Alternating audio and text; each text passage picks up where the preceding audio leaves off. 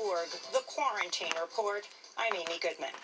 The head of the Centers for Disease Control and Prevention warned Wednesday U.S. residents should not expect to receive a vaccine for the coronavirus until at least mid-2021, contradicting President Trump's claim at least 100 million doses could be distributed by the end of 2020. Dr. Robert Redfield was speaking at a Senate hearing on the federal government's response to the COVID pandemic. If you're asking me when is it going to be generally available to the American public so we can begin to take advantage of vaccine to get back to our regular life, I think we're probably looking at late second quarter, third quarter, 2021. President Trump lashed out at Dr. Redfield, telling reporters in the White House press briefing room the top U.S. public official misspoke. I think he made a mistake when he said that. It's just incorrect information. Because you didn't want to hear it. I told him. You're going down. That, and I think you got the message. Yeah, fuck Trump. Trump also contradicted the CDC director, Dr. Redfield, over masks, saying a vaccine would be much more effective than facial coverings at stopping the spread of the coronavirus. His comment came after Dr. Redfield estimated a potential coronavirus vaccine might only be 70% effective at generating an immune response, making widespread mask use critical to ending the pandemic in the future. Face masks, these face masks are the most important, powerful public health tool we have.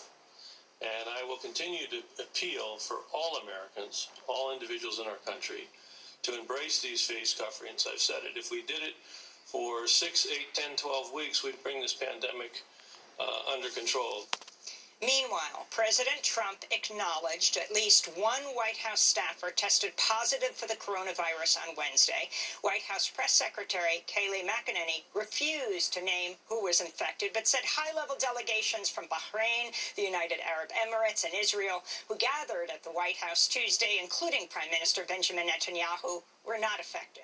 On Wednesday, Israeli journalists who returned home from covering the White House event were ordered to quarantine and submit to an epidemiological investigation. Israel's the first country in the world to go to a second national lockdown this weekend.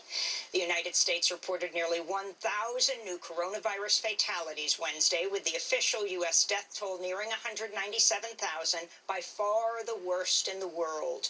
Nearly 40,000 new cases of COVID-19 were confirmed over the last 24 hours, many of them driven by large outbreaks on college campuses. On Wednesday, members of the Big Ten College Athletics Conference reversed course and said the fall football season will proceed this year, even as they acknowledge many players will contract COVID-19 as a result. President Trump celebrated the announcement, tweeting, "It is my great honor to have helped," unquote. Big Ten institutions said they would establish a cardiac registry for infected student athletes, writing, quote, "The registry and associated data will attempt to answer many of the unknowns regarding the cardiac manifestations in COVID-19 positive elite athletes," unquote. In response, sports law professor Alicia Jessup tweeted, "The U.S. has an ugly history when it comes to medical research in the Black community, from the Tuskegee syphilis study to the use of Henrietta Lacks cancer cells unknowingly by her. If the Big Ten did not receive informed consent from players, it will add to this litany," unquote. Globally, confirmed coronavirus cases are rapidly approaching 30 million, with over 940,000 recorded deaths from COVID-19. India recorded nearly 98,000 positive cases over the last 24 hours, the highest one-day toll for any country since the start of the pandemic. Meanwhile, Oxfam reports a small group of wealthy nations, representing just 13% of the world's population, has secured contracts for more than half of the world's future supply of coronavirus vaccine. Oxfam warns this could leave 2/3 of the world's population without access to a vaccine until at least 2022. On the Gulf Coast of the United States, at least one person was killed and over 500,000 customers were left without power as Hurricane Sally brought torrential rains and severe flooding to coastal communities from the Florida Panhandle to Mississippi. In Pensacola, a section of 3 Mile Bridge was destroyed after a barge slammed into the structure, cutting off access to the city of Gulf Breeze. Officials say parts of Florida received 4 months' worth of rain in just 4 hours. Attorney General William Barr told federal prosecutors to consider bringing sedition charges against protesters who destroyed property, accusing them of plotting the overthrow of the U.S. government. Proud Boys, That's Boogaloos, and according to the Wall Street KKK. Journal, That's which who's doing also that. reports Barr asked the Justice Department's Civil Rights Division to consider bringing criminal charges against Seattle Mayor Jenny Durkan for allowing Black Lives Matter Scare protesters tactics. to set up a police-free zone in Seattle. The American Civil Liberties Union condemned Barr's remarks, writing in a statement, treating protest as a form of sedition won't stand up in court, but that is clearly not the point here. This is a tyrannical and un-American attempt to suppress demands for racial justice and an end to police violence, the ACLU wrote. This comes as the Washington Post reports the Pentagon's top military police officer sought to deploy a microwave heat ray weapon against protesters in Washington, D.C.'s Lafayette Square as Black Lives Matter protests spread to the doorstep of the White House in early June.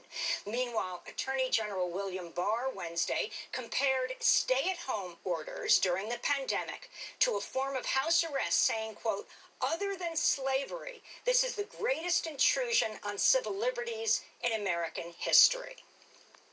Michael Caputo, the top spokesman for the Department of Health and Human Services, has announced he'll take a 60-day leave of absence for medical reasons. Caputo has faced calls No, because he told people to ammo up. Fuck you, dude. Sedition, claiming there was a, quote, resistance unit inside the CDC attempting to undermine Trump. Caputo is a longtime associate of Roger Stone, who is appointed to his Another post piece at of shit. HHS despite having no health care background. CNN is reporting acting Homeland Security Secretary Chad Wolf is expected to defy a House subpoena to testify today.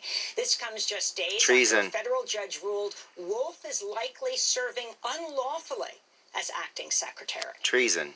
On Capitol Hill, Senate Republicans Wednesday confirmed 2 more of President Trump's judicial nominees to lifetime more appointments treason on the federal bench. David Dugan and Stephen McGlynn are both longtime opponents of reproductive freedoms, including the right to an abortion.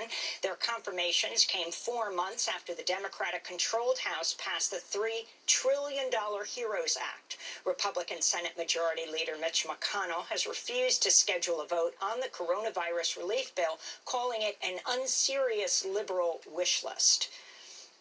In Nebraska, a grand jury has indicted a white bar owner in Omaha in the fatal shooting of James Scurlock, a black protester. Scurlock was shot dead May 30th during protests over the killing of George Floyd. He was 22 years old. The local county attorney initially declined to bring charges, but brought the case to a grand jury. The bar owner, Jake Gardner, had claimed self-defense, but a special prosecutor said evidence from Gardner himself undermines that claim. Democratic lawmakers have called for an investigation into reports that a doctor in Georgia has been performing hysterectomies on immigrant women held at an Immigration and Customs Enforcement prison without their consent. The shocking claim first came to light in a whistleblower complaint filed by a nurse named Dawn Wooten, who works at the Irwin County Detention Center in Georgia. Wooten appeared on MSNBC Tuesday night. This is proof Christians in America aren't pro-life. Numerous occasions that would come to me and say, Miss Wooten, I had a hysterectomy. Why? I had no answers as to why they had those procedures.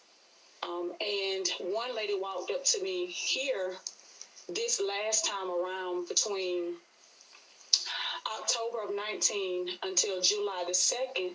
And she said, what is he? Is he the uterus collector? Does he collect uteruses? And I asked her, what does she mean? And she says everybody that I talked to has had a hysterectomy. In related news, ICE has temporarily halted the deportation of Pauline Bingham, a Cameroonian mother who says she was involuntarily sterilized while detained in Georgia. That's Bingham was Nazi already camp on the Germany plane in Wednesday America, when her people. deportation was stopped. She's lived in the United States since the age of 2. National outcry likely led to the stopping of her deportation. In other immigration news, the Trump administration has asked the Supreme Court to decide whether it can exclude undocumented immigrants from the census numbers used to determine each state's share of seats in Congress. A federal court in New York recently blocked the Trump administration from doing so.